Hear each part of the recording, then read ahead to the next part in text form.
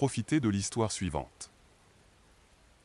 Avant de commencer, je crois que cette histoire est fausse, mais néanmoins, je la trouve assez intéressante, alors regardez-la.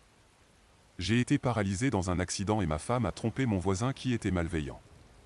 Mais une chirurgie miraculeuse m'a redonné ma vie perdue. Je m'appelle Ethan John. L'année dernière, ma vie a été un manège d'une tristesse inimaginable et de hauts inattendus. Tout a commencé avec un accident dévastateur qui m'a laissé paralysé, incapable de bouger ou de parler. Mais ce n'était que le début de mon cauchemar. Ce qui a suivi a été une série de trahisons, d'abus et de chagrins qui ont failli me briser. Mais d'une manière ou d'une autre, à travers tout cela, j'ai trouvé la force de survivre et même de prospérer. Voici mon histoire. J'ai eu un accident. Je roulais à moto par un bel après-midi quand un conducteur de camion, apparemment ne me voyant pas, s'est engagé sur l'autoroute. La collision a été brutale. Je ne me souviens pas vraiment de l'impact, juste un éclair de métal puis l'obscurité.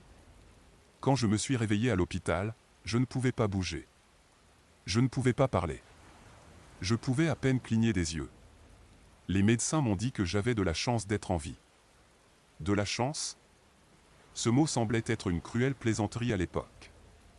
J'étais paralysé du cou vers le bas, incapable de faire autre chose que respirer et cligner des yeux. Je ne pouvais même pas avaler sans difficulté. Aller aux toilettes ? Ne me lance même pas sur cette humiliation. La seule lueur d'espoir, si on peut l'appeler ainsi, c'était le règlement de plusieurs millions de dollars que j'ai obtenu de la compagnie de camionnage. Tous mes frais médicaux étaient pris en charge, et je recevrais une allocation mensuelle qui soutiendrait ma femme Laura et moi pour le reste de nos vies. Entre cela, mes paiements d'invalidité et le salaire de Laura en tant que parajuriste, nous étions financièrement stables. Mais l'argent ne pouvait pas réparer ce qui était cassé en moi. J'ai passé 6 mois à l'hôpital avant de pouvoir enfin rentrer chez moi. Je pensais que les choses s'amélioreraient une fois dans un environnement familier, mais j'avais tort. C'est à ce moment-là que ma vie a pris un tour encore plus sombre. « Comment ça va ?» demanda le conseiller, lui en me regardant, « Je suis tellement honteux. » Je ne pense même pas pouvoir répéter ce qui s'est passé pendant ces 6 mois, dis-je, une larme coulant sur ma joue. « Ce n'est pas grave, répondit-elle. Tout ce que vous direz ici restera confidentiel. N'oubliez pas, je suis là pour vous aider à guérir. » J'ai hoché la tête et pris une gorgée d'eau avant de continuer. « Parlons de votre mariage.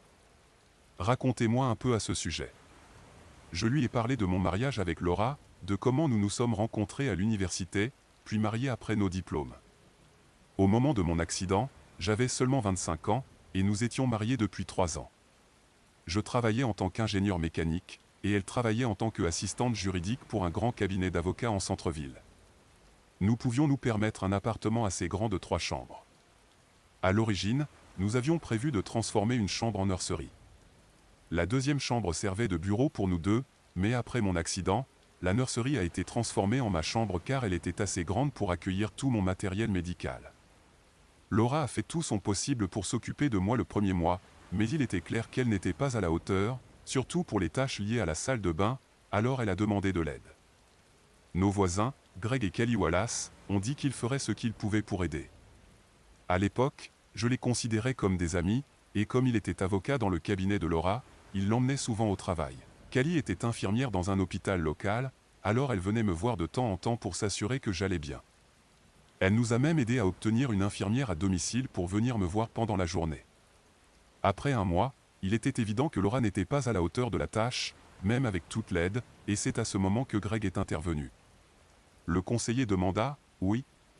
Tout a commencé assez innocemment, mais je pouvais voir qu'il avait un faible pour ma femme. Elle éclatait souvent en sanglots, et bien sûr, il était toujours là pour la consoler. Je pouvais les entendre dans le salon en train de s'embrasser sur notre canapé. Ensuite, il l'emmenait dans ce qui était autrefois notre chambre principale et avait des relations sexuelles avec elle. Mais cela n'a pas duré. La thérapie ne s'est pas arrêtée là, n'est-ce pas ? Demanda le conseiller. J'ai secoué la tête. Non, ai-je dit. Après cela, il venait dans ma chambre pour me narguer, me disant ce qu'il ressentait après avoir couché avec ma femme. J'ai vu l'expression sur le visage du conseiller. Désolé, ai-je dit. Où était sa femme pendant tout ça ? Demanda le conseiller. Était-elle au travail ? Oui, elle travaillait souvent à des heures étranges, et il n'était pas inhabituel qu'elle soit absente toute la nuit à travailler le quart de nuit. Je vois, dit le conseiller. Continuez. J'ai pris une profonde inspiration avant de continuer. Après environ un mois de cela, il est venu dans ma chambre pendant que Laura prenait sa douche. J'étais tellement honteux que je n'ai même pas pu finir ma phrase. Vous a-t-il maltraité ? Demanda le conseiller. J'ai hoché la tête en essuyant les larmes de mon visage. Oui, ai-je dit doucement. Cela se produisait-il souvent ? Demanda le conseiller. Je ne sais pas, peut-être quelques fois par semaine pendant environ 4 mois. Il m'a même dit qu'il allait amener certains de ses amis pour s'amuser avec moi. Votre femme savait-elle ce qui se passait ? Demanda le conseiller. J'ai haussé les épaules. Je ne sais pas. Elle n'était jamais là quand cela se produisait. Elle venait toujours plus tard et disait comme c'était bien d'avoir des amis comme Greg pour veiller sur moi. Je n'oublierai jamais le jour où il a apporté ce satané moniteur et l'a installé sur ma commode. Il l'avait connecté à une caméra et m'avait fait regarder tandis qu'il couchait avec ma femme. Laura pensait que c'était merveilleux qu'il l'ait apporté. Quand les abus ont-ils cessé ? Demanda le conseiller. Le jour où le docteur Victor est venu me voir. Je me souviens de ce jour comme si c'était hier. Laura a amené le docteur Victor et mon avocat dans ma chambre quelques heures seulement après que Greg m'avait maltraité. Docteur Victor était un homme plus âgé, un peu petit, chauve avec un accent allemand. Je me suis rappelé cette visite. Ethan, il y a un docteur Victor ici pour te voir, dit Laura en l'accompagnant dans ma chambre. Le docteur Victor s'est approché et s'est présenté à moi. Il a également présenté un assistant portant une tablette.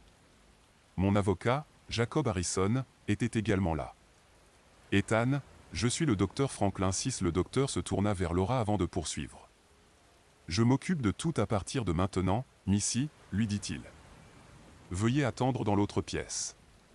Elle quitta la salle, mais je remarquai une expression d'inquiétude sur son visage. Il se tourna vers moi, tira une chaise et s'assit en me regardant droit dans les yeux avant de parler. Maintenant, Ethan, laissez-moi vous expliquer. Je dirige un laboratoire de recherche de haut niveau sur le lac Arrowhead. Nous menons des recherches novatrices sur la reconstruction osseuse en 3D et les implants pour guérir les lésions nerveuses. Je pense que votre cas est fait pour nous. J'ai examiné votre dossier et je connais l'ampleur des dommages que vous avez subis, ajouta-t-il. Je crois que nous pouvons vous aider à retrouver une grande partie, voire la totalité, de vos capacités physiques. Est-ce quelque chose qui pourrait vous intéresser ? Veuillez cligner des yeux une fois pour oui et 2 fois pour non. Que pouvais-je dire d'autre à une telle proposition ? Bien sûr, je clignai des yeux une fois. Parfait, dit-il avec un sourire. Maintenant, vous devez comprendre que tout cela est expérimental, mais nous avons reçu l'approbation pour les tests sur les humains, et grâce aux subventions externes que nous avons obtenues, cela ne vous coûtera absolument rien. C'était une bonne nouvelle, mais j'étais un peu préoccupé par le caractère expérimental de la procédure. Je sais que vous êtes probablement inquiet du caractère expérimental de la démarche, lit-il dans mes pensées. Ne vous en faites pas pour cela, Greg.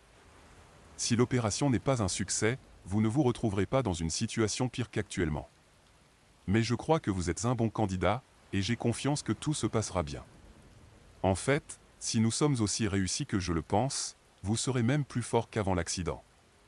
Cela me donna un peu d'espoir, alors j'écoutai lorsqu'il expliqua la procédure.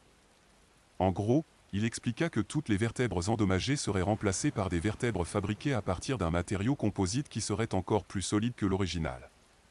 De plus, les nouvelles vertèbres seraient construites à l'aide d'une imprimante 3D qui utiliserait les données obtenues par mon propre corps. En théorie, les nouveaux os. Les nouveaux os seraient des duplicatas exacts des anciens, juste plus solides. De plus, il insérerait de minuscules implants électroniques qui aideraient à guérir les nerfs endommagés.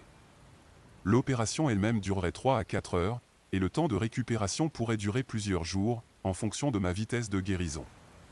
Le docteur Victor a également expliqué qu'il avait déjà examiné les données pour mon hospitalisation et avait commencé le processus de construction des nouveaux os. J'espère que cela ne vous dérange pas, a-t-il dit.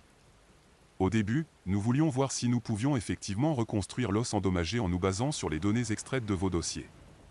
Une fois que nous avons constaté que nous le pouvions, nous avons décidé de passer à la procédure réelle. Une fois que j'aurai suffisamment de force, je commencerai une thérapie physique qui, a-t-il dit, pourrait durer quelques semaines. Alors, Est-ce quelque chose que vous aimeriez essayer? A-t-il demandé. Cligner d'un œil pour oui et de deux pour non. Bien sûr, j'ai cligné d'un œil. Il a souri et s'est frotté les mains. Très bien, s'est-il exclamé. Il a fait signe à son assistant de nous rejoindre. Permettez à Monsieur John de lire l'accord. L'assistant s'est approché et a tenu la tablette pendant que je parcourais l'accord. Lorsque j'ai eu fini, le docteur Victor m'a demandé si j'étais d'accord, me disant à nouveau de cligner d'un œil pour oui. J'ai cligné d'un œil. Très bien, a-t-il dit en demandant à son assistant de me faire signer électroniquement avec mon empreinte digitale. Une fois que cela a été fait, Jacob a contresigné, confirmant qu'il avait été témoin de mon accord pour la procédure. Êtes-vous prêt à commencer? A-t-il demandé. Bien sûr, j'ai cligné d'un œil. Il a souri. Alors, allons-y. Ne t'en fais pas, nous avons tout ce dont vous aurez besoin à l'installation. Il a fait signe à son assistant de me sortir de l'appartement et de me diriger vers une grande camionnette qui attendait sur le parking. Laura nous a arrêtés en chemin. Où allez-vous? A-t-elle demandé. Le docteur Victor l'a regardé avant de répondre. Votre mari a accepté une procédure qui pourrait le remettre sur pied. Où l'emmenez-vous? A-t-elle demandé. Combien de temps va-t-il être parti? Combien cela va-t-il coûter? Nous le transportons vers mon installation sur le lac Arrowhead, a déclaré le médecin. Il pourrait être parti pendant plusieurs semaines, en fonction de sa réaction à la procédure et à la thérapie. Son médecin et son avocat sont pleinement conscients de ce qui se passe, et eux ainsi que votre mari ont approuvé. Le coût n'est pas un problème. Maintenant, si cela ne vous dérange pas, nous aimerions y aller. Attendez, je n'ai pas vu d'accord et je ne sais même pas ce qui va se passer. Il n'a pas besoin de votre approbation, Madame John, a dit Jacob. Il est handicapé, pas incompétent. Tout lui a été expliqué et il a donné son approbation. Vous voulez que votre mari aille mieux, n'est-ce pas? Oui, bien sûr que je le veux, a-t-elle dit. J'ai pu détecter un peu de culpabilité dans sa voix. Puis-je au moins venir le voir?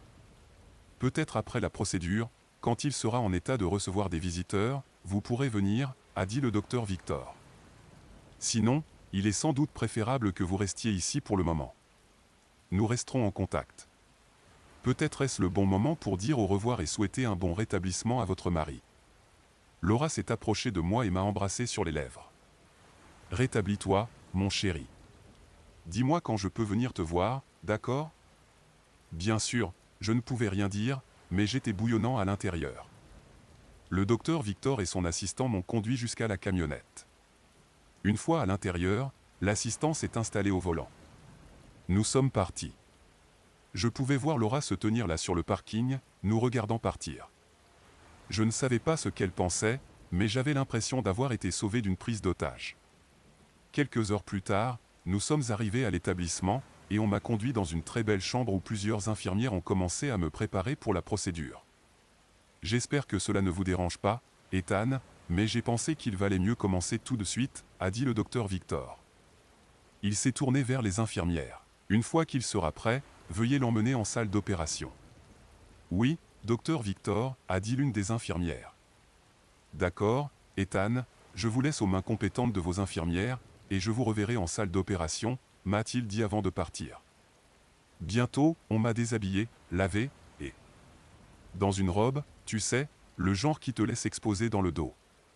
Ils m'ont placé sur un brancard et m'ont poussé jusqu'à la salle d'opération, où 3 gros infirmiers m'ont délicatement soulevé pour me mettre face contre la table. L'anesthésiste a fait son travail, et la dernière chose que j'ai entendue avant de m'évanouir était le docteur Victor dire « Oh mon Dieu !» Je ne savais pas à quoi il faisait référence. Je me suis réveillé toujours face contre la table, mais cette fois-ci j'étais dans une sorte de dispositif qui me maintenait immobile. J'avais un tube dans la gorge et une perfusion dans le bras. Un brassard de pression sanguine était sur mon bras droit. Soudain, le dispositif s'est retourné et j'ai vu le visage du docteur. « Victor. Vous êtes réveillé ?» a-t-il dit. « Bien. Vous serez heureuse d'apprendre que l'opération s'est bien passée. Nous allons devoir vous garder immobile quelques jours pour être sûr que tout guérisse correctement. Nous avons dû remplacer pas mal de choses, après tout. Vous pourriez ressentir des picotements ou des démangeaisons dans le dos. C'est normal. Cela signifie que les implants font leur travail. Les infirmières vont vous surveiller de très près, tout comme moi. le dispositif dans lequel vous êtes va automatiquement tourner votre corps de temps en temps, alors ne vous inquiétez pas, essayez juste de vous relaxer pour le moment, d'accord? On se reparlera dans quelques jours. Sur ces mots, il a vérifié mes constantes, donné des instructions aux infirmières et est parti. Qu'est-ce qu'il disait? Se relaxer? Qu'est-ce que je pouvais bien faire d'autre, je me demandais. Il avait raison sur un point. Je ressentais une sensation de picotement au milieu de mon dos, et ça m'exaspérait au plus haut point. Je ressentais aussi des démangeaisons, et j'avais envie de me gratter, mais je ne pouvais pas. Aussi frustrant que cela soit, c'était agréable de ressentir enfin quelque chose depuis plus d'1 an. Cette nuit-là, quelques infirmières sont venues me laver. Je pouvais les sentir alors qu'elles lavaient mes jambes, mes fesses et mon dos. J'étais plus que surprise, j'étais choqué.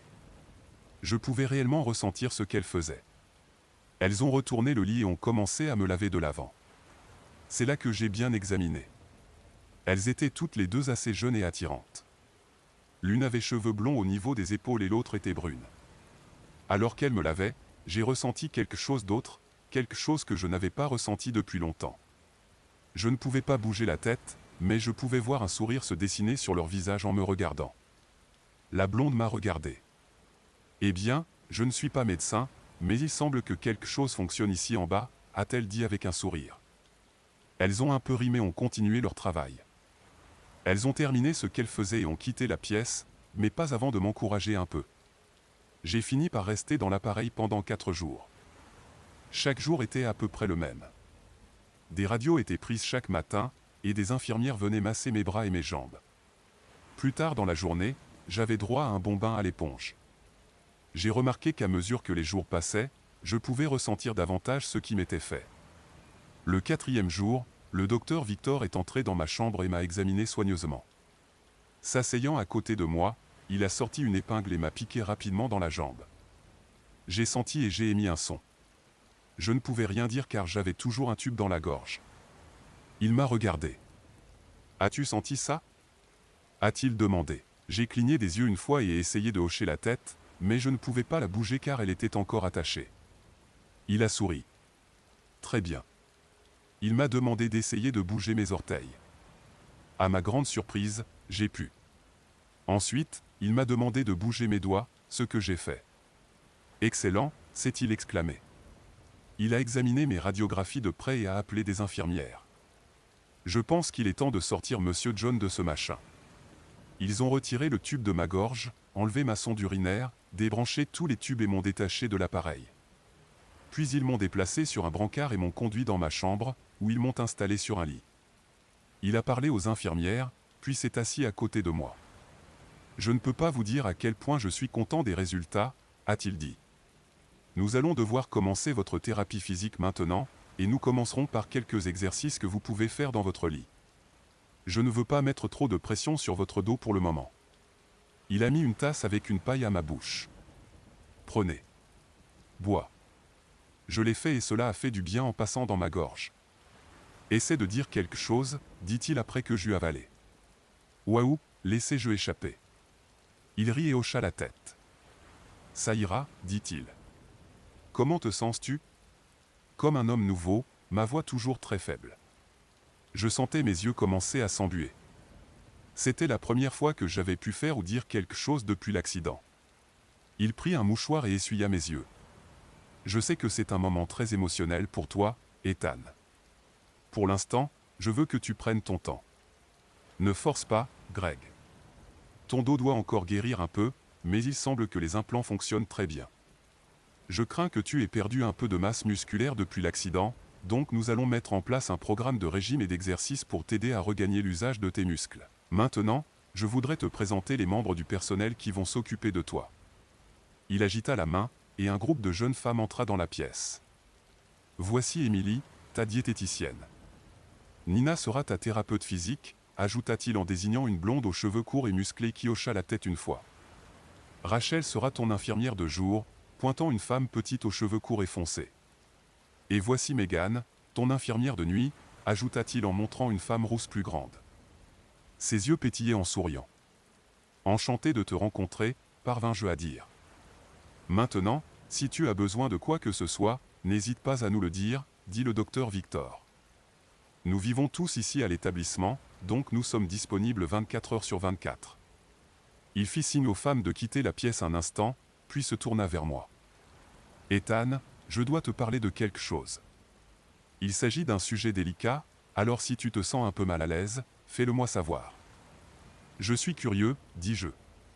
J'ai remarqué une quantité importante de dommages rectaux lorsque nous avons commencé la procédure sur toi. J'ai également pris des échantillons de quelque chose que j'ai trouvé dans cette région. Je ne suis pas là pour juger, mais je me demandais juste. Non, je bégayai, plus qu'un peu embarrassé. Je vois, dit-il. Alors tu as été abusé. Les larmes commencèrent à couler sur ma joue. Oui, j'ai réussi à m'en sortir. Il m'a essuyé le visage avant de parler. Tu sais, j'ai l'obligation de signaler cela aux autorités. Dans cet état, il s'agit d'un crime grave d'abuser d'une personne handicapée. C'est également considéré comme un crime de haine. J'ai prélevé des échantillons de ce que j'ai trouvé, et le laboratoire est en train de faire des analyses, y compris l'ADN. Sais-tu qui t'a fait cela? Oui, ai-je dit discrètement. Ta femme était-elle impliquée? A-t-il demandé. Je ne sais pas. Elle n'était jamais là quand il le faisait. Je vois, a-t-il dit. Es-tu prêt à nommer la personne qui t'a fait cela? J'ai hoché la tête. Oui, je lui ai dit. Bien. Une fois les analyses terminées, je contacterai les autorités. En attendant, je vais te mettre en relation avec un conseiller. Merci. De rien. Maintenant, concentrons-nous sur le fait de te remettre sur pied, d'accord? Ils ont fixé un appareil à la tête de mon grand lit qui me permettait de soulever des poids en restant couché, mais le docteur Victor ne voulait pas encore que je l'utilise. Pendant la première semaine, ils m'ont simplement fait faire des exercices avec les mains, et ils ont apporté une machine pour que je puisse faire des exercices avec les jambes. Nina s'est avérée être une thérapeute assez compétente, comme elle disait le rythme. 1, 2, 3, 4. Elle comptait en allemand alors que je poussais avec un pied, puis avec l'autre. Je ne pouvais m'empêcher de remarquer que son accent était beaucoup plus prononcé que celui du docteur Victor. Je me suis dit qu'elle ferait une bonne instructrice en me poussant à aller plus vite. Goutte, a-t-elle déclaré. Nous allons te nourrir de protéines et remettre ses muscles en forme bientôt. Chaque fille de la ville te courra après, et probablement aussi une femme de ménage frustrée, a-t-elle ajouté avec un rire malicieux. Et cela nous amène à aujourd'hui, en regardant le conseiller qui a écouté attentivement mon histoire. Elle a posé son stylo et m'a regardé. Ethan, ces prochaines semaines vont être très difficiles pour toi. Franchement, je ne sais pas ce qui sera le plus dur, la guérison physique ou émotionnelle. Je suis contente que tu sentes que tu peux me parler de cela, et j'espère que tu prendras des mesures contre ceux qui t'ont abusé et négligé. Ils ont enfreint la loi et je veux que tu saches que je suis là pour toi, et tu peux me parler à tout moment si tu en as besoin, d'accord?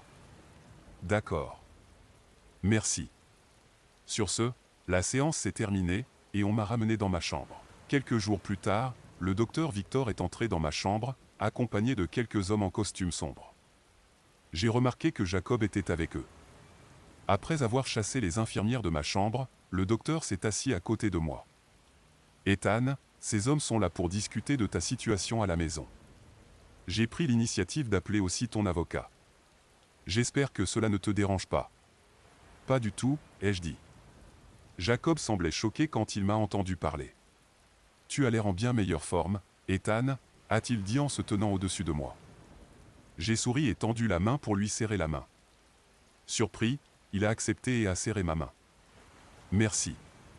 Je me sens beaucoup mieux. Je peux même manger tout seul maintenant. Il se porte très bien, a dit le docteur Victor. Si tout va bien, il sera même plus fort qu'avant l'accident. C'est une bonne nouvelle, a dit Jacob. Ethan, voici l'agent Cole et l'agent Davis de la police d'État. Ils sont ici pour recueillir votre déclaration. Êtes-vous prêt à leur parler? Absolument. Les trois hommes ont tiré des chaises et l'agent Cole a sorti un enregistreur. Monsieur John, j'espère que ça ne vous dérange pas si nous enregistrons cet entretien, a-t-il demandé. Pas du tout, ai-je répondu. Ils ont passé l'heure suivante à prendre des notes et à poser des questions pendant que je relatais les 4 mois précédents d'abus de la part de la personne que je croyais être mon ami.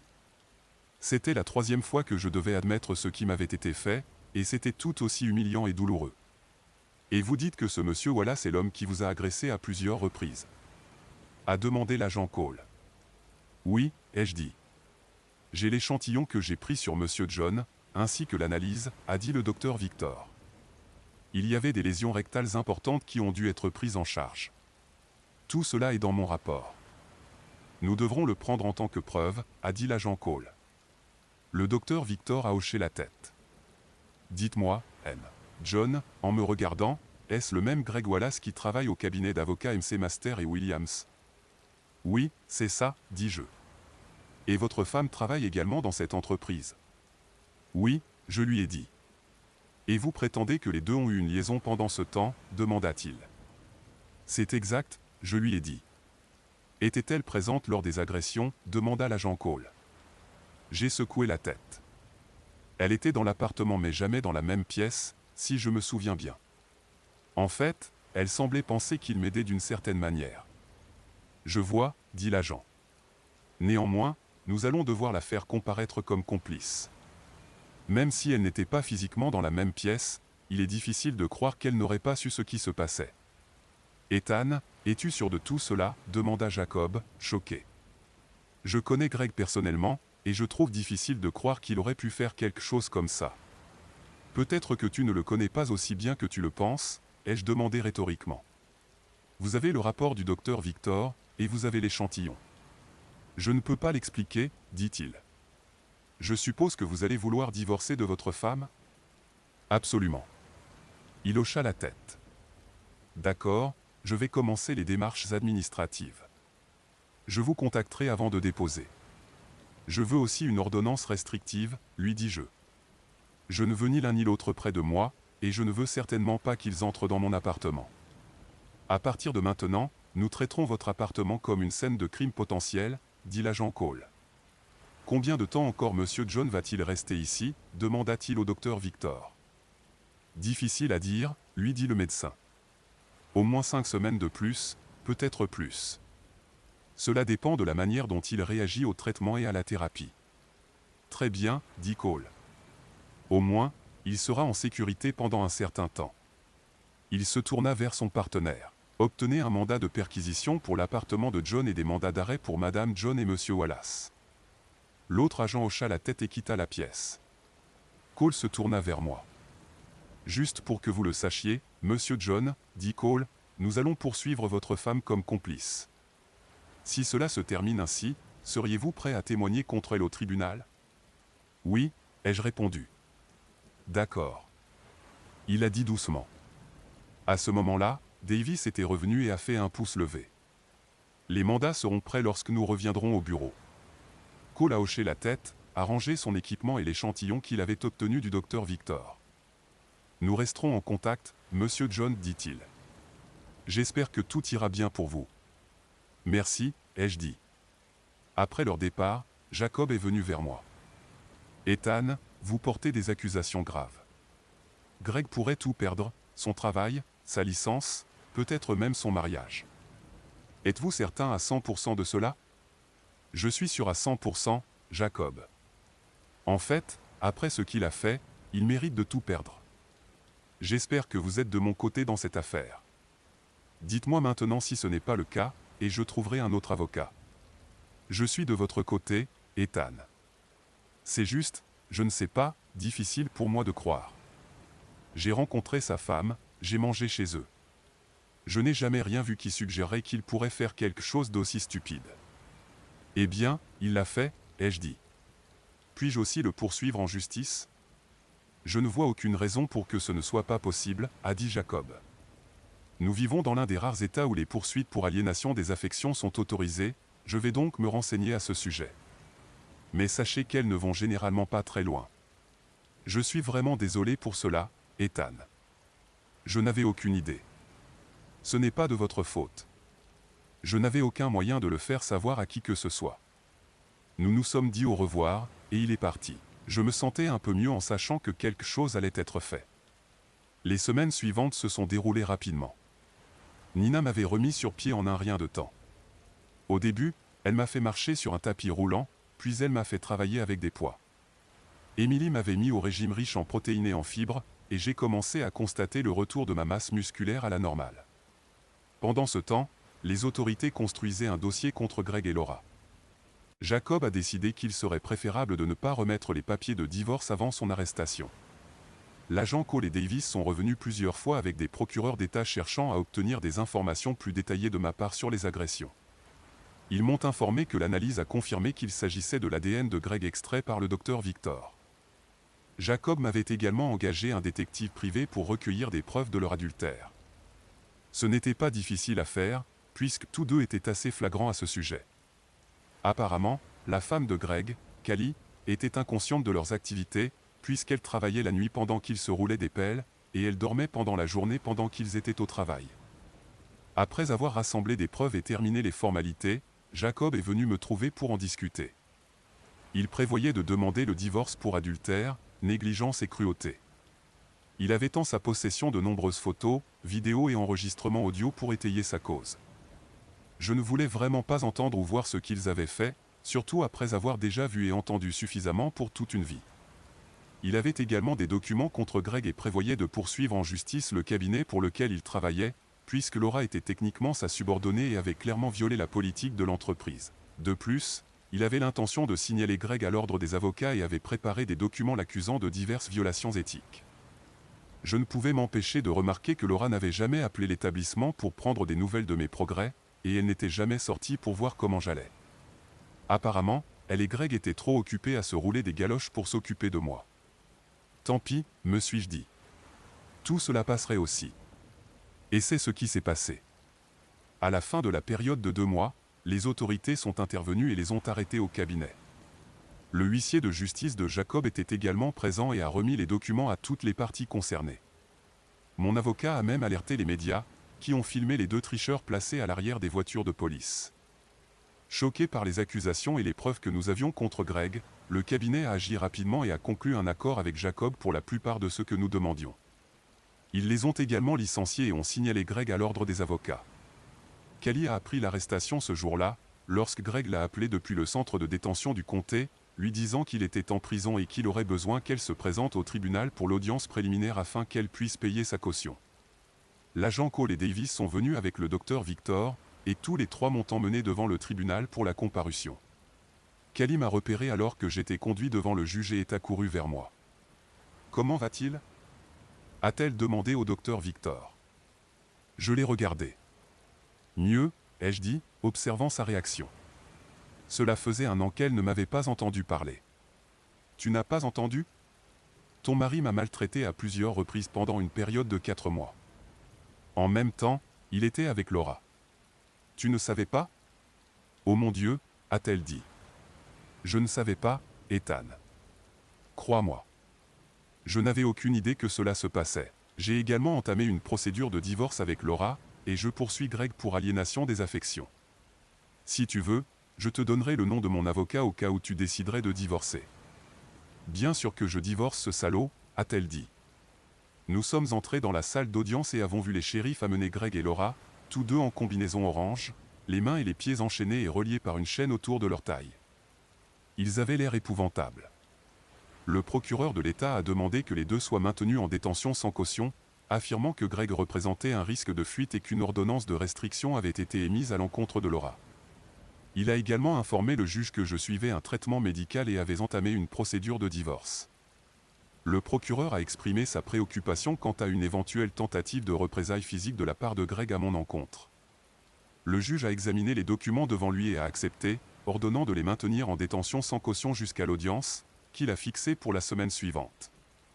Alors qu'ils emmenaient Greg et Laura, elle m'a vu assis au fond de la salle d'audience. Ses yeux se sont écarquillés lorsque j'ai levé une main avec le doigt du milieu dressé. Callie m'a rattrapé après qu'agent Cole et Davis m'aient conduit hors de la salle d'audience. Elle les a arrêtés et s'est mise à genoux pour me parler. « Ethan, je suis tellement désolé pour tout cela. Je ne savais vraiment pas. »« Ce n'est pas grave, Callie, je lui ai dit. »« Combien de temps seras-tu absent ?» a-t-elle demandé. J'ai haussé les épaules. « Je ne sais pas. » Je lui ai dit. « Peut-être encore quelques semaines. » Ils ont vraiment fait un très bon travail. Je peux même me promener un peu maintenant. C'est fantastique. Restez en contact et laissez-moi savoir comment vous allez. Je le ferai, Cali.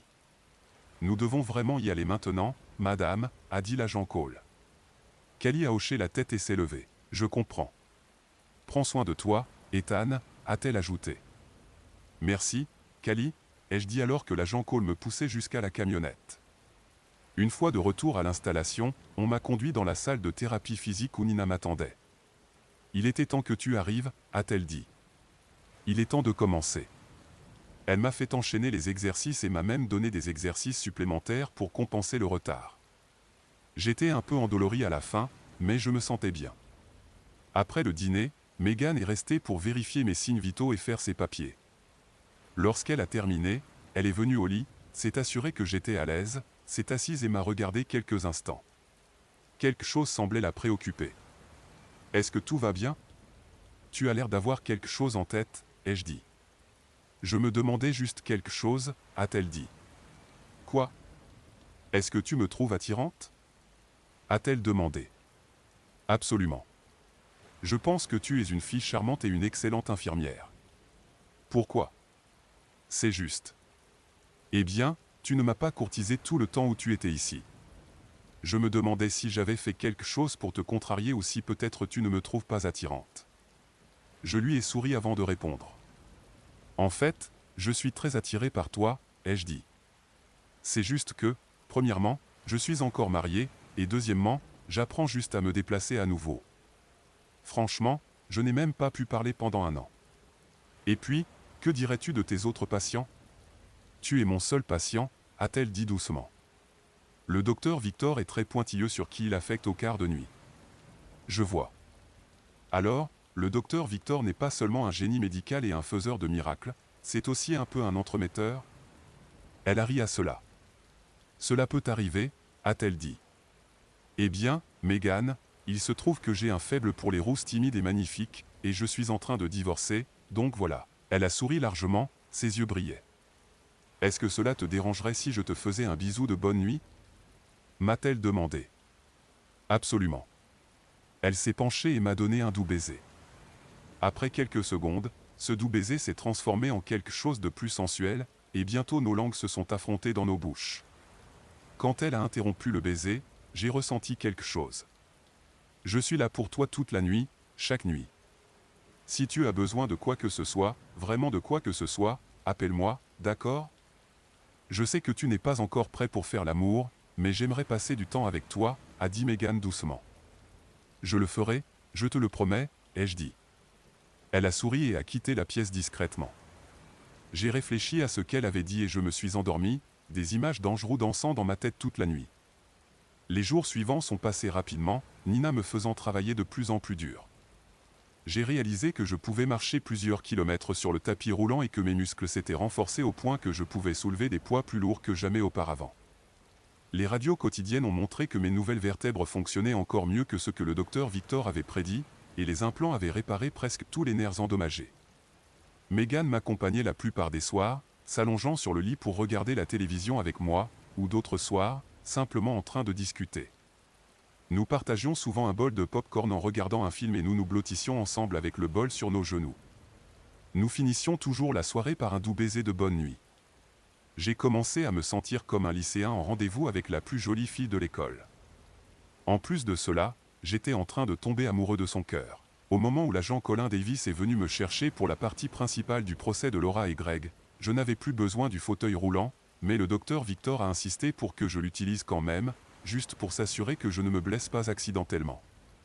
Il m'a accompagné aussi, non seulement comme témoin des blessures que j'ai subies, mais aussi pour s'assurer que je rentre en un seul morceau. Je me suis assis dans mon fauteuil juste derrière le procureur, avec le docteur Victor à côté de moi. J'ai vu Laura. Greg et Laura entrent dans la salle et s'assoient à côté de leur avocat de la défense. Ils m'ont jeté un coup d'œil avant de chuchoter à leur avocat. Cali était assise derrière lui, mais elle n'avait pas l'air très contente. Le jury, qui avait été sélectionné la veille, était assis, et bientôt le juge est entré. Avec l'huissier donnant l'ordre à tous de se lever, en utilisant la barre devant moi pour me soutenir, je me suis levé et j'ai remarqué le regard de choc sur les visages de Greg et Laura. Quand le juge est entré, il a donné l'ordre de s'asseoir, et nous nous sommes tous assis. Le docteur. Victor m'a demandé discrètement si j'allais bien, et j'ai hoché la tête affirmativement. Le juge a ouvert la séance en lisant la longue liste d'accusations et en notant que Greg et Laura plaidaient non coupables. Après que les deux parties eurent présenté leurs déclarations liminaires, le juge se tourna vers l'avocat de la poursuite, qui m'a appelé comme premier témoin. Le docteur. Victor marchait à côté de moi pour s'assurer que je ne tombais pas en chemin, puis il est retourné à sa place après que je me suis assis sur le banc des témoins. Greg et Laura se regardaient, choqués. Ils étaient encore plus choqués quand j'ai parlé après que l'huissier m'ait fait prêter serment de dire la vérité. Le procureur s'est levé et s'est approché de moi. Il a commencé par me féliciter pour mes progrès, puis a posé des questions concernant mon accident et l'année environ que j'avais passée en tant que tétraplégique.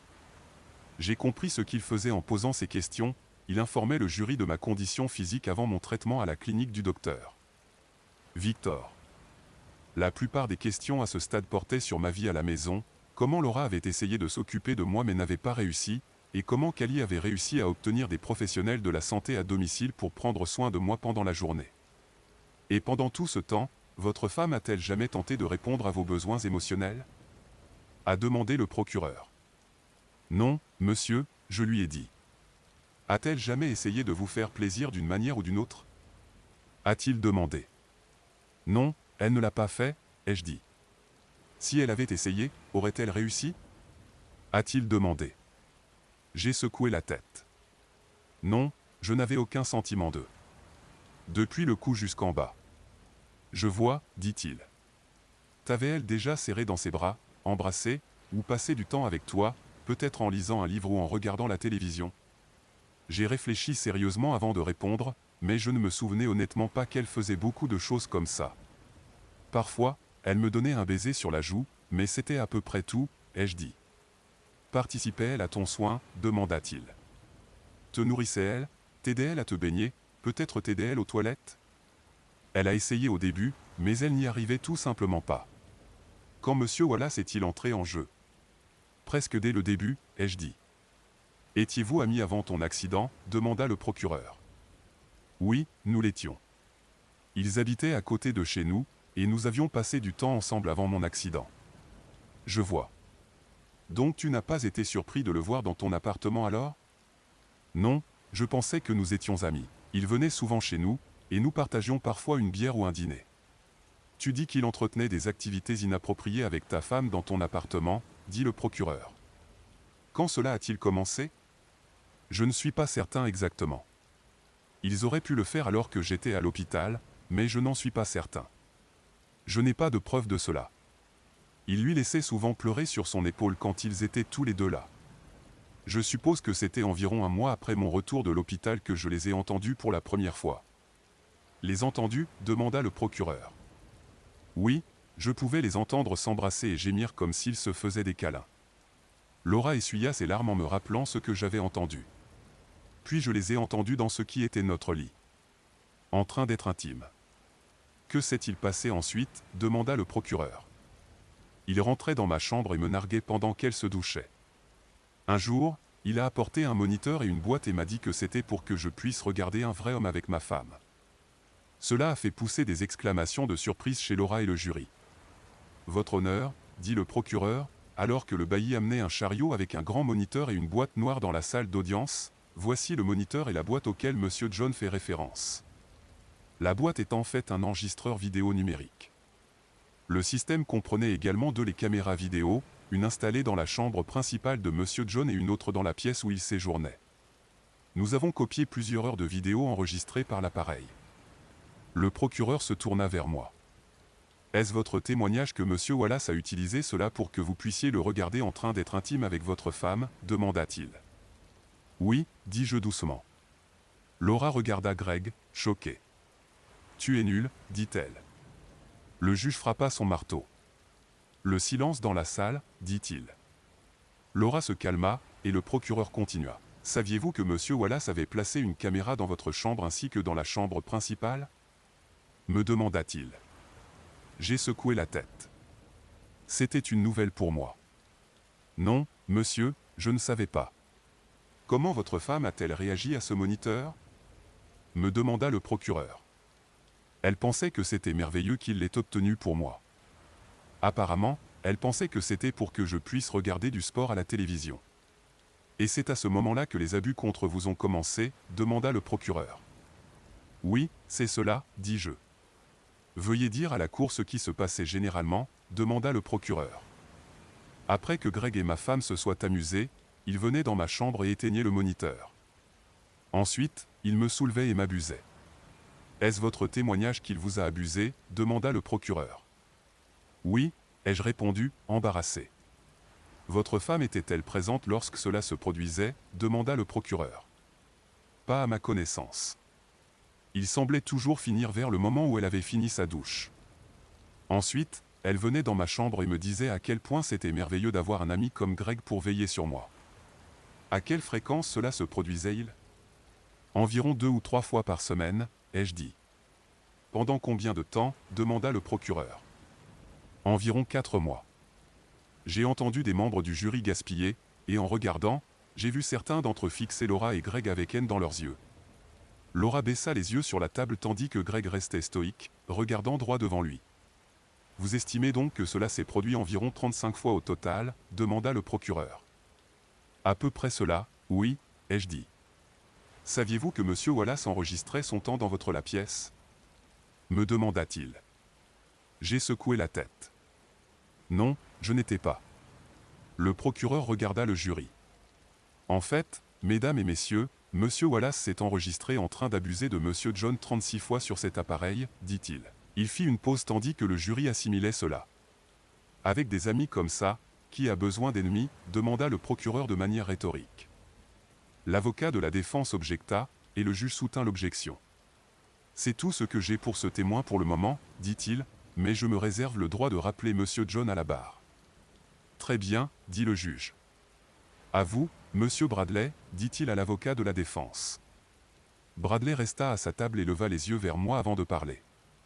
Monsieur John, je suis désolé d'apprendre vos blessures, et j'espère que vous allez récupérer. Merci, dis-je. Juste une chose, reprit-il. À un moment donné, avez-vous jamais indiqué à Monsieur Wallace que vous ne désapprouviez pas ces allégations? Je n'ai pas pu. J'étais complètement handicapé à l'époque, et je ne pouvais même pas parler. Alors la réponse est non, alors, dit-il. C'est parce que je ne pouvais pas, dis-je, en m'irritant. Vous avez également omis d'informer qui que ce soit de ce qui s'est passé, même pas votre femme. Est-ce vrai? Demanda-t-il. Maintenant j'étais contrarié. C'est parce que j'étais complètement handicapé et je ne pouvais pas, criai-je, en frappant du poing sur la lourde barre en bois devant moi. Pendant un moment, personne ne dit ou ne fit quoi que ce soit. Quand j'écartai ma main, je vis que j'avais fissuré la barre. Je ne réalisais pas que j'avais frappé si fort. Je regardai le juge avant de parler. Je suis désolé, votre honneur. J'ai perdu mon sang-froid. Ne le refaites pas, me prévint-il. J'ai hoché la tête. C'est tout ce que j'ai pour ce témoin, dit Bradley. Le juge indiqua que je pouvais quitter la barre des témoins, et le docteur Victor vint me reconduire à ma place. Le procureur appela ensuite le docteur Victor à la barre. Il a parlé de mes blessures devant le tribunal et de l'étendue de mon handicap. Il expliqua également qu'il avait constaté des dommages significatifs, pris des échantillons pour les preuves et les tests, puis avait fait ce qu'il pouvait pour réparer les dommages. Il a également expliqué l'opération. Il avait effectué mes progrès depuis l'opération. Et selon votre avis professionnel, la seule explication possible pour ces dommages est que M. John ait été maltraité. Est-ce exact? Demanda le procureur. Exact, dit le docteur Victor. Cela expliquerait également la présence de preuves. Merci, dit le procureur. Il se tourna vers le jury. Mesdames et messieurs, cet échantillon a été testé par l'État. Des tests supplémentaires et une analyse ADN prouvent avec une certitude de 99,99% qu'il appartient à l'accusé, Greg Wallace. Il se tourna vers le juge. C'est tout ce que j'ai pour ce témoin, votre honneur. À vous, monsieur Bradley, dit le juge. Merci, docteur. Victor, vous dirigez l'Institut de recherche médicale avancée à Roed. C'est exact? Oui, c'est exact, dit-il. Vous menez des recherches assez pointues là-bas, n'est-ce pas? Demanda Bradley. Bien sûr, dit le docteur. Victor, repassant parfois en allemand, sa langue maternelle. Bradley sortit un papier et commença à lire. Chacun de nous possède divers mécanismes de défense pour nous aider à faire face à des situations extrêmes. Parfois, nous recourons à une version alternative de nous-mêmes. Ce qui pourrait être décrit comme un alter ego, si vous préférez, cet alter ego pourrait se manifester de différentes manières. Par exemple, un individu normalement calme et discret pourrait soudain devenir bruyant, arrogant et autoritaire. Ceux qui ne connaissent pas ce comportement de cette personne auraient tout à coup une opinion très différente de lui ou d'elle, lit-il avant de regarder à nouveau le docteur. Victor. Vous avez également écrit sur quelque chose appelé une bête intérieure qui sommeille en chacun de nous. Selon vos écrits, vous prétendez avoir trouvé un moyen de libérer cette prétendue bête pour faire face à une situation particulière. Est-ce vrai ? Demanda-t-il. J'ai écrit cela, et oui, mes recherches ont confirmé cela, dit le docteur. Victor. N'est-il pas vrai qu'il y a quelque temps, vous avez travaillé avec un certain beau-frère Dalton et l'avez aidé à trouver sa prétendue bête intérieure ? Juste un oui ou un non suffirait amplement, dit Bradley. J'ai travaillé avec Monsieur Dalton, oui, a dit le docteur. Victor. La nature exacte de mon travail, cependant, relève du secret médical. N'est-il pas vrai que vers la fin de son traitement, la maison de Monsieur Dalton a mystérieusement explosé ? Demanda Bradley. Le procureur a immédiatement objecté. Sans objet, votre honneur. Votre honneur, dit Bradley, nous avons tous été témoins de la réaction de Monsieur John. Si vous me le permettez, je pense qu'il y a un lien. Je vous autorise pour le moment, Monsieur Bradley, dit le juge, mais j'apprécierais que vous exposiez votre point de vue et passiez à autre chose. Je le ferai, votre honneur. Merci, dit Bradley. Il se tourna vers le docteur. Victor.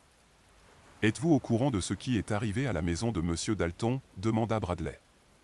Je me souviens avoir vu quelque chose à ce sujet aux informations, dit le docteur. Victor. Je me souviens aussi que la police a dit que Madame Dalton et son amant résident fabriquer des drogues en utilisant des matériaux hautement volatiles. Je ne vois pas le lien avec cette affaire. Selon les rapports de police, Madame Dalton a été vue en train de courir hors de la maison en criant à propos d'un monstre, dit Bradley. Apparemment un résultat des drogues qu'elle et son amant fabriquaient, dit le docteur. Victor. Votre honneur, ceci est complètement sans rapport avec l'affaire soumise aujourd'hui à la Cour, et Monsieur Bradley le sait très bien. J'insiste pour que cette ligne de questionnement soit interrompue, dit le procureur. Je suis plutôt d'accord. J'ai été plus que juste, Monsieur Bradley. Veuillez passer à autre chose. Très bien, votre honneur. Je n'ai pas d'autres questions pour ce témoin. Le juge a renvoyé le docteur. Victor, et l'affaire s'est poursuivie. Le procureur a appelé les agents de l'État qui ont fouillé mon appartement. Tous deux ont déclaré avoir trouvé ce qui semblait être des preuves de mauvais traitement. Ensuite, il a appelé des infirmières de soins à domicile qui ont témoigné avoir remarqué ce qui semblait être des signes de mauvais traitement physique. Elles l'ont noté dans leur dossier, mais l'établissement de soins à domicile n'a jamais suivi, et les rapports ont fini par tomber dans les fissures bureaucratiques. J'ai une dernière pièce à conviction, votre honneur, dit le procureur. Avec votre permission, j'aimerais la présenter. La salle d'audience était silencieuse alors que le procureur préparait la projection d'une partie de la vidéo montrant les abus infligés à Monsieur John. Très bien, dit le juge. Le procureur regarda le jury. Mesdames et messieurs, ce que je m'apprête à vous montrer est choquant, dit-il. Je n'en tire aucune joie, mais je crois qu'il est nécessaire que vous voyiez par vous-même ce que Monsieur John a dû endurer pendant des mois. Il alluma l'écran et commença à diffuser la vidéo. Le jury grimaça en regardant. Greg pouvait clairement être vu en train de m'abuser. Le procureur mit la vidéo en pause et agrandit l'image. Mesdames et messieurs, qu'il n'y ait aucun doute dans votre esprit sur l'identité de celui qui a commis cet acte odieux envers un homme qui le considérait autrefois comme un ami, dit-il. Après que le jury eut regardé l'image pendant quelques instants, des larmes commencèrent à couler de mon visage, de honte une fois de plus. Le procureur interpella le jury. Je termine mon exposé, dit-il avec dégoût. Monsieur Bradley, vous pouvez présenter votre plaidoyer, dit le juge après que le procureur se fut rassis. Bradley se leva et appela Laura à la barre des témoins. Madame John, dit-il, est-il vrai que vous avez eu une liaison avec Monsieur Wallace ? Oui, c'est vrai, dit-elle doucement. Pouvez-vous nous dire pourquoi ? Demanda-t-il. Mon mari Ethan était tellement blessé, et je me sentais perdu et désespéré, dit-elle. Il a été là quand j'avais besoin d'une épaule pour pleurer. Oui, nous avons eu une liaison, mais c'est tout ce que c'était, juste une liaison, rien de plus. Saviez-vous ce que M. Wallace faisait à votre mari? Demanda Bradley. Non, je ne le savais pas. Si vous aviez su, auriez-vous fait quelque chose pour l'arrêter? Demanda Bradley. Oui, je l'aurais fait. Merci, Madame John. C'est tout pour le moment. À vous, Monsieur Foster, dit-il en s'asseyant. Le procureur se leva et se dirigea vers l'écran.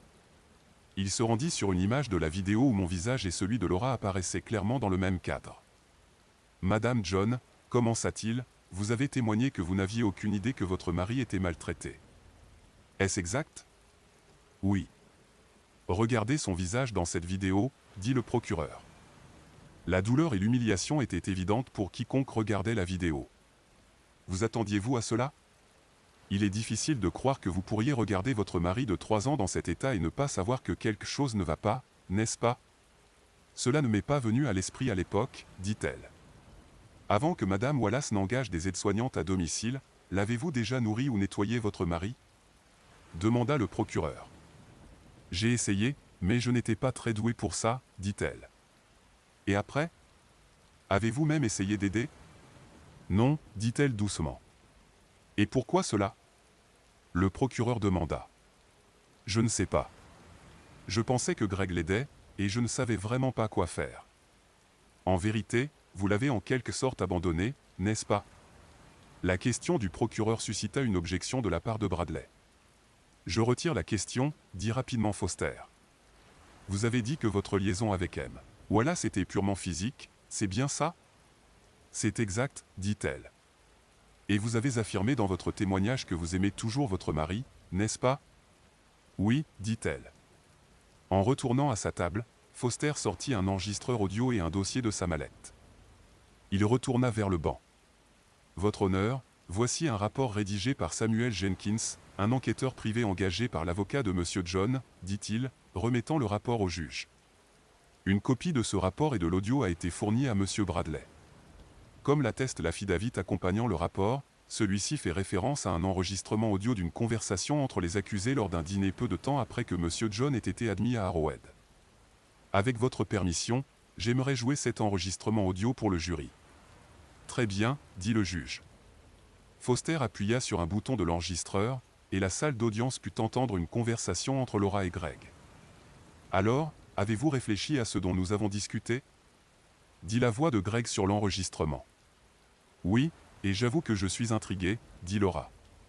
Eh bien, qu'en pensez-vous? Je dois admettre que ces derniers mois passés avec vous ont été formidables, dit-elle dans l'enregistrement. Beaucoup mieux que ma vie avec Ethan n'a jamais été. Êtes-vous sûr que nous pouvons y arriver? Bien sûr, voici la traduction en français. Vous avez raison, Greg a dit. Je suis avocat, tu sais, je peux obtenir d'un juge ce que je veux. Faire d'Ethan un pupille de l'État serait un jeu d'enfant. Il n'est pas capable de se débrouiller seul, et il est évident que tu n'es pas formé pour t'occuper de lui. Franchement, je ne supporte pas cette idée, dit-elle. Le nourrir comme un bébé, essuyer sa salive, changer sa couche et lui laver les fesses? Burke. Rien que d'y penser, ça me rend malade. J'ai besoin d'un homme, d'un vrai homme comme toi. Toi et moi savons tous les deux que ce type, Victor, ne pourra rien faire pour lui, a dit Greg. Tous les médecins ont dit qu'il serait invalide pour le reste de sa vie. Une fois qu'il sera déclaré inapte, nous pourrons obtenir cette énorme indemnité et aller vivre comme des rois quelque part au Costa Rica. Ne serait-ce pas mieux que de rester ici à nettoyer la merde de ce petit Timmy? Oui, ça le serait, a-t-elle dit. Mais qu'en est-il de Callie? Et cette garce? Greg a dit. Regarde, ça ne va pas bien entre nous depuis longtemps. Elle veut des enfants, mais pas moi, et je commence franchement à en avoir marre de ses reproches constants. Je veux juste être sûr que tu ne vas pas me lâcher et me dire que tu l'aimais encore une fois que les choses avanceront. Ça n'arrivera pas. Je t'aime et te veux toi seul. Le procureur a arrêté l'enregistrement, puis a regardé Laura. J'ai eu l'impression que mon cœur venait d'être arraché une fois de plus. Alors, toi et ton amant avez planifié de faire déclarer ton mari inapte pour qu'en couple, vous puissiez prendre son argent d'indemnisation et vous enfuir au Costa Rica. Alors, disais-tu la vérité à ton amant, ou disais-tu la vérité ici, au tribunal? Alors, Madame John, dis-moi maintenant si je dois t'accuser de parjure. Des larmes coulaient sur son visage alors qu'elle était maintenant forcée de faire face publiquement à sa propre duplicité. Je ne sais pas, pleura-t-elle. Je l'aimais encore, mais j'aimais Greg aussi. Elle m'a regardé. S'il te plaît, Ethan, pardonne-moi. J'ai secoué la tête et détourné le regard. Foster la regardait, dégoûté. J'en ai fini avec ce témoin. Il dit en s'éloignant. Le juge l'a excusé et Bradley a appelé Greg à la barre des témoins. Alors, Monsieur Wallace, commença Bradley après que Greg eut prêté serment. Nous avons vu la vidéo de vous et Monsieur John. Il n'y a pas de déni de ce que nous avons tous vu. J'ai juste une question. À un moment donné, Monsieur John vous a-t-il indiqué qu'il n'était pas d'accord avec vos actions? Pas une seule fois, répondit Greg, méprisant. Merci, dit Bradley en se retournant. À vous, dit-il à Foster, qui était déjà debout. Monsieur Wallace, commença Foster, vous êtes diplômé de la Harvard Law School, n'est-ce pas? Oui, je le suis, déclara fièrement Greg. Et vous avez terminé près du sommet de votre promotion, n'est-ce pas? C'est exact. En fait, vous êtes très respecté en tant qu'avocat de premier plan dans votre cabinet, dit Foster. Bradley a objecté, pertinence, votre honneur. Votre honneur, j'ai l'intention de démontrer que Monsieur Wallace connaît non seulement la loi, mais qu'il savait que Monsieur John ne pouvait pas avoir donné son consentement, répliqua Foster. Allez-y, Monsieur Foster, dit le juge. Merci, dit-il en se tournant vers Greg. Vous saviez que Monsieur John était handicapé, n'est-ce pas? Greg soupira mais ne dit rien. N'est-ce pas? Cria Foster. Oui, je savais, répondit Greg. Et vous saviez que la loi dans cet État stipule que les personnes avec les handicaps de Monsieur John sont incapables de consentir, n'est-ce pas? Demanda Foster. Oui, je suppose. Foster le regarda avec dégoût pendant quelques instants, puis secoua la tête. J'en ai fini avec ce témoin, dit Foster en s'éloignant. D'autres témoins, Monsieur Bradley? Demanda le juge. Bradley hocha la tête. Non, votre honneur, je clos ma plaidoirie. Très bien. Nous prendrons 15 minutes et reprendrons pour entendre les plaidoiries finales. Il frappa son marteau et tout le monde quitta la salle d'audience. Le docteur Victor me tendit une tasse d'eau. Comment te sens-tu? Me demanda-t-il alors que je buvais de l'eau. Ça va aller, lui dis-je. Il me tapota l'épaule. Bien. Foster se tourna pour voir comment je me portais. Je suis désolé que tu aies dû revivre tout ça, me dit-il. Je pense que nous avons marqué les esprits du jury. Nous verrons. Cela se termine bientôt, Ethan. Tiens bon. Merci, dis-je. Bientôt, la pause était terminée et tout le monde est revenu dans la salle d'audience. Greg, Laura et Monsieur Bradley ne semblaient pas aussi confiants qu'au début de la journée. Callie avait l'air en colère au point de cracher des clous. C'était la première fois qu'elle entendait beaucoup de cela. L'huissier a demandé à tout le monde de se lever lorsque le juge est revenu. Bien, Monsieur Bradley, présentez votre plaidoirie finale. Bradley s'est levé et s'est tourné vers le jury. Mesdames et messieurs du jury, ce n'est pas un cas facile pour aucun d'entre nous, et contrairement à ce que vous pourriez croire, nous espérons également que Monsieur John s'améliore. Nous avons stipulé que les abus présumés se sont produits avec Monsieur John. Nous ne contestons pas ce point. Mais il s'agit d'un cas qui tourne autour du consentement, ou de son absence. Monsieur John a admis sous serment qu'il n'avait jamais indiqué à mon client qu'il n'avait pas donné son consentement. Madame John n'avait aucune idée qu'il y avait quelque chose d'anormal, et elle n'a jamais su que les abus présumés avaient eu lieu. Par conséquent, vous n'avez pas d'autre choix que de déclarer mes clients non coupables. Merci. Il s'est rassis et le juge a fait signe à Foster de prononcer ses observations finales en fermant le moniteur sur lequel il a montré l'image de Greg en train de m'abuser. Mesdames et messieurs du jury, je vous remercie pour votre service aujourd'hui. Je sais que cela a été très difficile pour vous tous. La défense a essayé d'obscurcir le sujet, prétendant que Monsieur John n'a jamais indiqué qu'il ne consentait pas à ce qui lui était fait. Il y a juste un problème. Monsieur John était handicapé. Il ne pouvait pas parler et ne pouvait pas se défendre. Selon la loi de cet État, les personnes handicapées comme lui ne sont pas en mesure de donner ou de refuser leur consentement. Monsieur Bradley le sait. La défendresse Wallace aussi, qui, soit dit en passant, est une avocate bien formée de Harvard. Ils ont reconnu les actes contre Monsieur John. Vous avez vu la vidéo. Vous avez entendu l'audio. Vous savez que les prévenus avaient l'intention de faire déclarer Monsieur John incompétent de manière frauduleuse afin de s'approprier ce qui lui est dû et de fuir le pays. Monsieur John a pris la femme de Monsieur John, et il avait l'intention de prendre l'argent de Monsieur John, laissant sa propre femme en plan. Vous avez entendu le complot et le stratagème de l'accusé contre Monsieur John. La défense n'a pas fourni le moindre doute sur ce qui s'est passé. 36 fois, l'accusé Wallace a abusé de Monsieur John. Dans chaque cas, Madame John n'a rien fait pour y mettre fin. Dans cet état, les abus et la négligence intentionnelle envers une personne handicapée sont classés comme un crime de haine. C'est pourquoi je demande la peine maximale prévue par la loi. L'État a fait son travail. Maintenant, je vous demande de faire le vôtre et de donner à Monsieur John la justice qu'il mérite. Merci. Après que Foster prit place, le juge donna ses instructions au jury et les envoya délibérer. Ensuite, il mit le reste de la cour en pause. Le docteur Victor et moi sommes allés dans le couloir où Jacob attendait. Je voulais juste vous informer que Laura a signé les papiers du divorce, dit-il. Elle ne conteste rien. Je viens tout juste de les déposer. Le juge les validera dans 1 jour ou 2, et dans 6 mois, vous serez libre. Libre ? Demandai-je sarcastiquement. Pourquoi je ne me sens pas libre alors ? Vous avez beaucoup souffert, jeune homme, dit le docteur Victor. Faites-moi confiance, ça ira mieux. J'espère. Et je pense connaître la personne qui peut vous aider à vous sentir mieux, dit le docteur avec un sourire complice. Vous voulez dire Megan ? Demandai-je. Le docteur Victor sourit et hocha la tête. Oui, dit-il. Elle vous apprécie vraiment, vous savez. C'était à mon tour de sourire. Je l'aime aussi. Beaucoup. Bien, dit le docteur Victor. Mais soyez prudent. Je ne veux pas que vous ayez des rapports sexuels avant 6 à 8 semaines.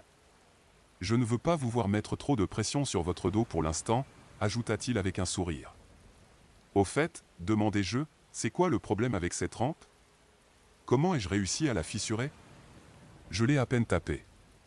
Ça doit être les compléments que nous vous donnons, rit-il. Ça est la thérapie physique de Nina. Rien à voir avec cette truc de bête intérieure, dis-je. Il rit. Non, pas du tout. C'est un tout autre projet. Et en dehors de cela.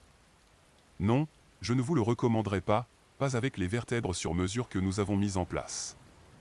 Nous avons continué à discuter un moment et, après environ 1 heure, Foster a passé la tête dans le couloir. Le jury est déjà de retour, ai-je demandé.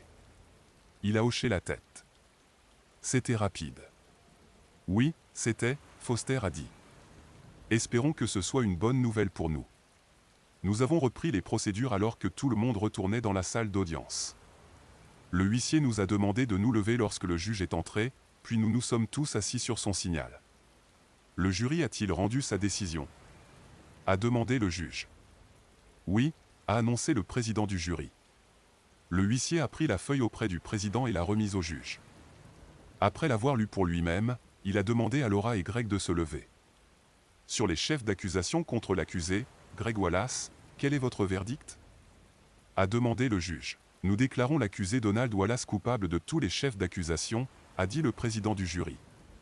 Et sur les chefs d'accusation contre l'accusé, Laura John, quel est votre verdict ? Nous déclarons l'accusé Laura John non coupable du chef d'accessoire à la maltraitance d'une personne handicapée, votre honneur, et coupable de tous les autres chefs d'accusation, a déclaré le président du jury. Le juge a hoché la tête. Très bien, a-t-il dit, se tournant vers les accusés. Il s'est déchaîné contre eux. J'ai vu et entendu beaucoup de choses dans cette salle d'audience au beau-père des ans, mais je n'ai jamais vu ni entendu quoi que ce soit d'aussi scandaleux et odieux que ce que j'ai vu ici aujourd'hui. Vous me donnez franchement la nausée. Non seulement vous avez ridiculisé vos mariages, mais vous avez aussi ridiculisé la profession juridique. C'est pourquoi je vous donne les peines maximales prévues par la loi. Monsieur Wallace, en tant qu'avocat bien formé et officier du tribunal, votre activité me dégoûte au-delà des mots. À la demande du procureur, je vous condamne à pas moins de 450 ans de travaux forcés. Cela fait 12 ans pour chacun des 36 chefs d'accusation de maltraitance, avec 20 ans ajoutés pour crime de haine. J'ai également ajouté 8 ans pour conspiration en vue de commettre une fraude. Madame John, Je ne suis pas d'accord avec le verdict de non-culpabilité du jury. Personnellement, je ne vois pas comment une personne ayant plus de 2 neurones aurait pu ne pas se rendre compte des abus commis contre votre mari. Néanmoins, je vais respecter le verdict. Je vous condamne toutefois à la peine maximale pour négligence criminelle et complot de fraude, ce qui, selon les directives de l'État, totalise 15 ans de prison, avec possibilité de libération conditionnelle au bout de 10 ans, a-t-il déclaré. Il a levé le marteau, mais Bradley s'est adressé au juge. « Votre honneur » a-t-il dit, « Madame John vient de m'informer que les papiers de divorce ont été déposés et qu'elle aimerait parler à Monsieur John avant d'être prise en garde à vue. Êtes-vous d'accord avec cela, Monsieur John » a demandé le juge. « Je peux lui accorder quelques minutes, votre honneur » ai-je répondu. Il a acquiescé. Très bien. Il a frappé son marteau et a déclaré la cour ajournée. Laura s'est approchée de moi pendant que les adjoints se préparaient à emmener Greg. « Tu as l'air bien » a-t-elle dit. « Merci » ai-je répondu. « Je voulais juste te dire que je suis désolé pour tout ça. Je n'avais vraiment aucune idée de ce qu'il te faisait. J'aurais fait tout ce que je pouvais pour l'arrêter si j'avais su. Je pense que tu as convaincu le jury de cela, ai-je dit. Je suis d'accord avec le juge, cependant. J'ai du mal à croire que tu n'es pas une femme stupide. Quoi qu'il en soit, tu auras 15 ans pour y penser. Y avait-il autre chose ? Oui, a-t-elle répondu. Je voulais que tu saches que j'ai signé les papiers de divorce et que je ne vais pas me battre contre toi à ce sujet. C'est ce que j'ai entendu, je lui ai dit. Ne veux-tu pas savoir pourquoi c'est arrivé ? M'a-t-elle demandé. J'ai secoué la tête. Je m'en fiche vraiment, je lui ai dit. Je suis sûr que c'était tout pour la cupidité et la luxure. Tu m'as trompé, c'est aussi simple que ça. Le pourquoi n'a plus d'importance maintenant. Penses-tu pouvoir me pardonner un jour ? A-t-elle demandé. Pourquoi est-ce que tous ces losers tricheurs pensent qu'ils peuvent ramper et demander pardon ? Ai-je demandé. Tu ne t'es sûrement pas soucié de moi quand j'avais le plus besoin de toi. Pour répondre à ta question, non, je n'ai pas l'intention de te pardonner un jour. Au contraire, je vais faire de mon mieux pour oublier que tu existes. Y avait-il autre chose ? Je sais que tu ne me croiras pas, mais je t'aime, dit-elle. Je voulais juste te le dire avant qu'il ne m'emmène en prison. Tu as raison, je ne te crois pas, mais, merci de l'avoir dit quand même. Je pense que tu ferais mieux de partir.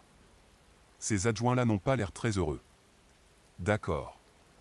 Au revoir, Ethan. Sur ces mots, elle s'éloigna, les larmes aux yeux.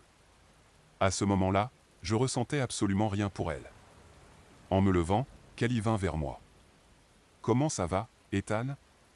Tu as meilleure mine que depuis longtemps. Merci. Je vais beaucoup mieux, grâce au docteur Victor ici. Je voulais juste m'excuser pour ce que mon bon à rien de futur ex-mari t'a fait subir. Je comprends, lui dis-je. As-tu pu joindre Jacob ? Oui, je l'ai fait. Le père de Greg a insisté pour qu'on signe un contrat de mariage avant la cérémonie, avec une clause d'infidélité très stricte. Alors Jacob va s'en donner à cœur joie. Je suis content de l'apprendre, lui dis-je. Si tu as besoin d'aide, n'hésite pas à me le dire. Merci. Je pourrais avoir besoin d'emprunter des copies de ces vidéos. Pas de problème, répondis-je. Tout ce dont tu as besoin. Je serai absent un peu plus longtemps, mais je suis sûr que Jacob pourra faire avec ce qu'il a déjà. Une dernière chose, dit-elle. J'ai toujours cette clé que vous m'avez donnée juste après l'accident. Je vais ranger chez toi et enlever les affaires de Laura si tu veux. Ce serait une grande aide, Callie. Merci. Pas de problème. Bonne chance, et je te verrai bientôt, ajouta-t-elle en m'embrassant sur la joue. Nous l'avons regardé partir. Je n'arrivais pas à croire à quel point Greg était stupide de tromper une si bonne femme. As-tu fini de flirter avec toutes les femmes ? Demanda le docteur Victor. J'aimerais reprendre le travail si ça ne te dérange pas. Cela me convient, dis-je. Mais comment allons-nous rentrer ? Pas de problème. Nous nous en chargerons pour toi, dit l'agent Cole derrière nous. Après tout, c'est nous qui t'avons amené ici sur l'insistance du docteur Victor. Je me suis assis dans le fauteuil roulant, et il m'a conduit jusqu'à la voiture où nous sommes tous montés. En fait, j'étais un peu soulagé d'avoir la chaise roulante. J'avais beaucoup marché toute la journée et je me sentais un peu fatigué et courbaturé. Nous sommes revenus à l'établissement et le docteur Victor m'a poussé dans ma chambre où Megan m'attendait. Après le dîner, elle m'a aidé à me préparer pour le lit, puis est allée dans la salle de bain où elle s'est changée en pyjama, qui était en fait juste un long t-shirt. « Comment te sens-tu » me demanda-t-elle en se glissant dans le lit avec moi. Épuisé. C'était une longue journée, ai-je dit. Elle m'embrassa et posa sa tête sur mon épaule. Oui, c'était bien le cas, dit-elle. Je sais que ça a été difficile, mais ça devait être fait. Maintenant tu peux commencer à mettre tout ça derrière toi et je serai là pour t'aider de toute façon que je peux. Je la regardai un moment avant de parler. Je t'aime, Megan, dis-je sans réfléchir. Elle sourit doucement et m'embrassa sur les lèvres. Et moi je t'aime, Ethan, dit-elle. Elle posa sa tête sur mon épaule et passa un bras sur ma poitrine. Je me sentais plus heureux que je ne l'avais été depuis très longtemps. Bientôt, nous étions tous les deux endormis. Ils m'ont épuisé au cours des 5 semaines suivantes. L'instructeur interne de Nina est sorti, me poussant à aller plus loin et plus vite à chaque session. En plus de cela, je faisais des visites bi-hebdomadaires chez le conseiller pour m'aider à surmonter le traumatisme que j'avais subi l'année précédente. Chaque jour, il prenait des radiographies pour vérifier l'état de ma colonne vertébrale. Megan passait toutes les nuits dans mon lit et nous avons appris à nous connaître assez bien. Enfin, le docteur Victor a annoncé que je m'étais suffisamment bien rétabli pour rentrer chez moi. À ce moment-là, mon corps était en meilleur état que jamais, mais il m'a recommandé de m'abstenir d'activité physique intense pendant encore 3 semaines. Il m'a également programmé 2 visites par mois pour l'année à venir afin de contrôler mon dos. J'avais hâte de rentrer chez moi mais je savais aussi que Megan allait me manquer. Le jour où j'étais censé partir, j'ai écrit une note lui révélant mes sentiments pour elle. Je l'ai également invitée à venir me rendre visite à tout moment. J'ai terminé la note alors que le docteur Victor clôturait là. Il m'a amené dans ma chambre avec un fauteuil roulant. Je l'ai regardé avec confusion. À ce moment-là, j'étais capable de marcher seul, après tout. Il haussa les épaules. Les règles, dit-il. Je comprends. Alors que je m'asseyais dans le fauteuil roulant, j'avais espéré ne plus jamais me retrouver dans une de ces choses. Il m'a amené à l'aire de ramassage à l'extérieur et j'ai regardé autour en attendant que la camionnette Arrowhead arrive.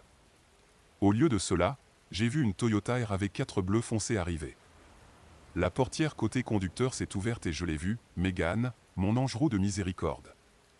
Elle est venue autour et a ouvert la portière passager pour moi. Surpris, j'ai regardé le docteur Victor. Megan a une nouvelle affectation, a-t-il dit avec un sourire. Elle sera votre aide-soignante résidente. Cela dit, à moins que vous n'ayez des objections. Absolument pas, ai-je dit en souriant. J'ai serré sa main. Merci docteur Victor, pour tout. De rien, a-t-il dit avec un sourire. Je vous reverrai dans quelques semaines. Il a regardé Megan. Prends bien soin de notre garçon, d'accord ? Je le ferai, a-t-elle dit avec un sourire. Après m'avoir aidé à rentrer, elle est montée dans la voiture. J'ai remarqué que plusieurs sacs avaient été chargés à l'arrière du véhicule. Pendant combien de temps allez-vous être affecté à moi ? Ai-je demandé. Cela dépend de combien de temps vous aurez besoin de moi. Combien pensez-vous que cela pourrait être ? Estimation conservatrice, je dirais au moins 60 ans, ai-je répondu. Cela vous convient-il ? Parfaitement, ai-je répondu. Elle m'a embrassé sur les lèvres, puis est partie en direction de la maison. Lorsque nous sommes rentrés chez nous, j'ai marqué la date sur le calendrier à laquelle le docteur Victor m'avait dit que je pourrais reprendre mes activités normales. Finalement, c'était juste le lendemain de ma séparation avec Laura. Environ 2 ans après leur divorce, Kelly tomba amoureuse d'un médecin et se maria. Je n'ai jamais rendu visite à Laura en prison, mais j'ai appris qu'elle suivait une thérapie. Après 15 ans, elle a été libérée conditionnelle et a trouvé un emploi de serveuse dans un dîner de routier le long de l'autoroute. Megan et moi nous sommes mariés environ 6 mois après la finalisation de mon divorce. C'était une bonne chose, car elle m'a informé quelques semaines après notre retour. Après être revenus de notre lune de miel, nous avons appris que nous allions devenir parents. Nous avons eu 2 autres enfants par la suite et avons décidé que ce serait suffisant pour le moment. Notre amour l'un pour l'autre n'a jamais faibli et lorsque notre plus jeune enfant est parti à l'université, nous avons célébré en faisant une croisière autour du monde. Même après toutes ces années, elle reste mon bel ange roux de la miséricorde. Ma colonne vertébrale s'est renforcée et il semblait que ma santé était meilleure que jamais. Les implants ont également fait leur travail et tous les dommages nerveux que j'avais subis lors de l'accident ont été rétablis. Le docteur Victor a réalisé avec succès l'opération plusieurs fois au cours des 10 prochaines années et la procédure est maintenant en attente d'approbation finale. En regardant en arrière sur ma vie maintenant, je ne peux m'empêcher de penser à cette citation de John Milton selon laquelle chaque nuage a une bordure argentée. Oui, j'ai vécu l'enfer pendant 1 an après que ce camion m'ait renversé. C'était mon nuage sombre. Mais ce que j'ai maintenant ferait pâlir n'importe quelle bordure argentée.